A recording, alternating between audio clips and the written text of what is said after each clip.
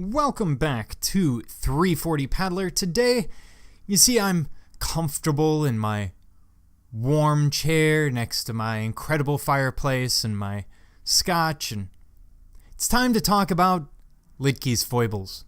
The purpose of this series is to show you the stupid mistakes that I have made so that hopefully you don't repeat them.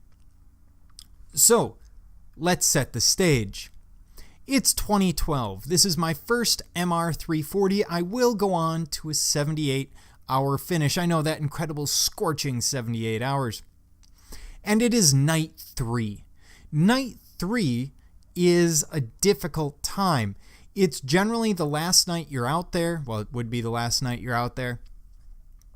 And it can be very difficult for a lot of people. You have a lot of ground to cover, their hallucinations, and for me, I was pulling into Herman.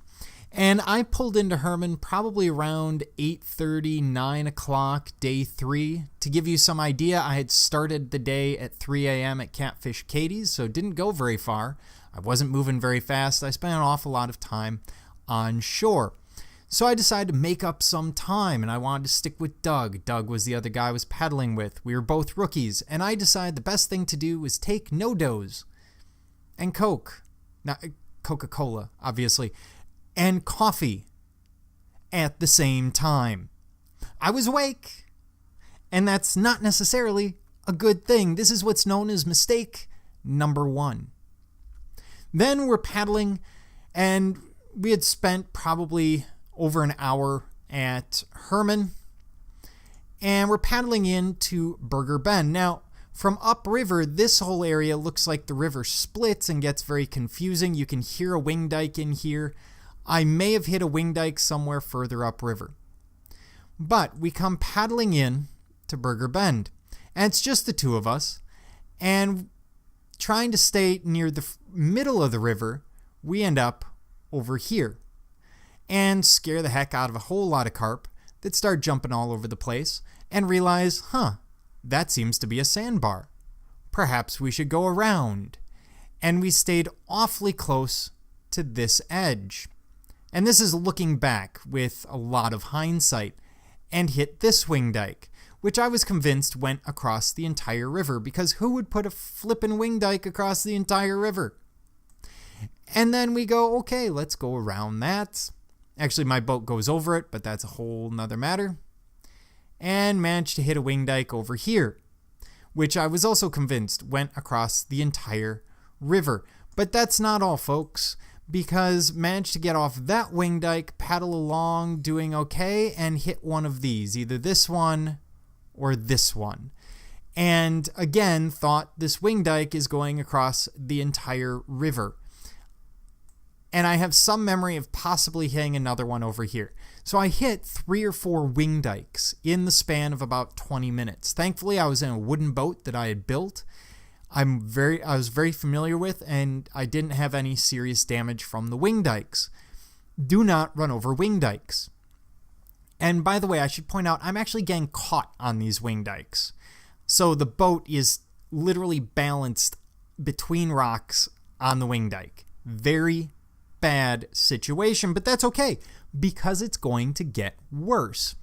I'm freaked out, and I'm thinking, hey, you know what? Let's stop at New Haven. I'm exhausted.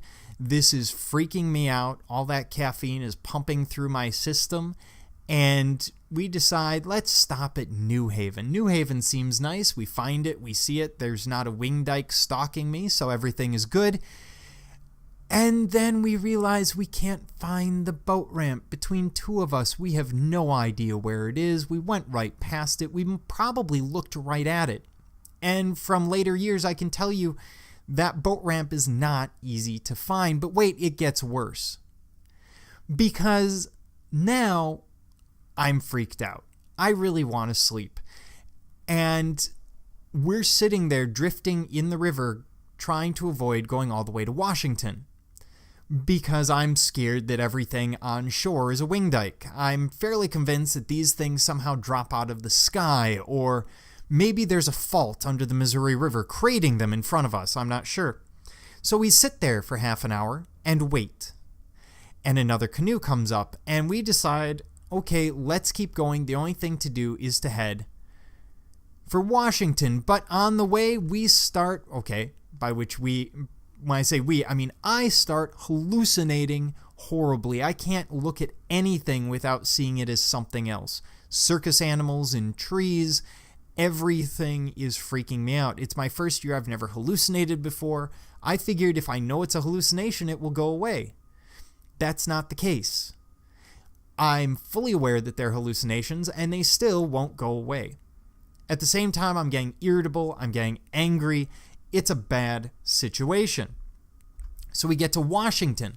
By the way, I was convinced that you can't actually paddle under the bridge at Washington. I was convinced, for whatever reason, that it was at water level and no one could get through it. So I stopped. I slept. I had the most comfortable hour and a half of sleep I've ever had on one of those park benches at Washington. It was great until the train came by and woke me up, because Amtrak is really mean like that. And when I woke up, I realized I'm freezing because I'm damp from the night before. I don't have any dry clothes. I'm completely ill-prepared. From this, please remember, take warm clothes. So what's the moral of the story? Well, first of all, the next day I finished the race and everything was fine. But first of all, bring a coat and maybe a pair of athletic pants or something that you can compress down and shove inside the boat, just in case you end up in a situation where you're sleeping and your ground crew isn't there. 2, be very careful of caffeine.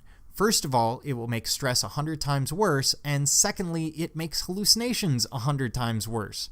It's really bad, especially when you start coming off of it.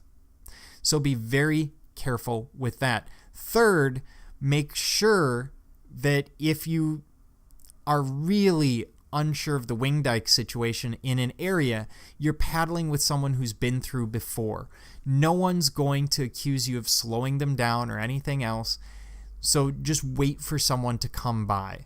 And I've done some videos on areas with wing dikes, so just keep those in mind and keep calm. Unlike me my first year, where I was literally losing my mind.